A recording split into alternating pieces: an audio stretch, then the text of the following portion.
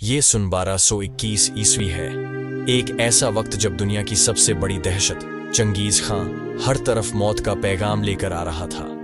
इस्लामी दुनिया तबाह हो रही थी, शहर वीरान हो रहे थे, लेकिन एक मुसलमान सुल्तान ऐसा है कि वो अपने शहर की हिफाजत के लिए हर मुमकिन कोशिश कर रहा है था, जो न झुका न डरा।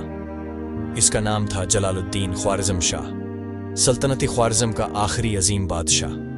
वो न सिर्फ एक बहादुर जंगजू था, बल्कि अपने वक्त का ज़हीन तरीन सिपह सालार भी। जब चंगेज खां ने उसके बाप की सल्तनत पर हमला किया तो जलालुद्दीन ने मैदान जंग में मंगोलों को लिलकारा। मंजर बदलता है, लेकिन वो लम्हा आया जब जलालुद्दीन को शिकस्त का सामना हुआ। मैदान जंग में दुश्मन की तादाद बहुत ज्यादा थी। जलालुद्दीन की फौज पसपा हो चुकी थी।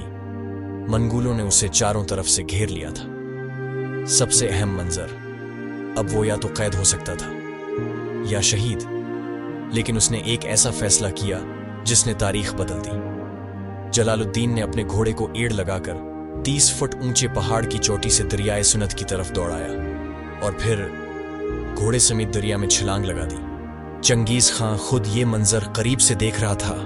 उसने हैरत से अपने बेटों से कहा, काश मेरे यहाँ ऐसा बेटा पैदा होता। यानी चंगेज जैसे जालिम दुश्मन ने भी जलालुद्दीन की दिलेरी को सलाम किया। ये सिर्फ एक जंग नहीं थी, ये गैरत, हौसले और कुर्बानी की अलामत थी।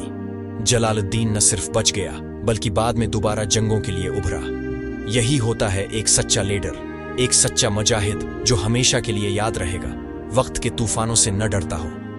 अगर आपको ऐसी इस्लामी तारीख की कहानियां पसंद हैं तो चैनल को सब्सक्राइब करें, वीडियो को लाइक करें और कमेंट्स में जलालुद्दीन जिंदाबाद जरूर लिखें।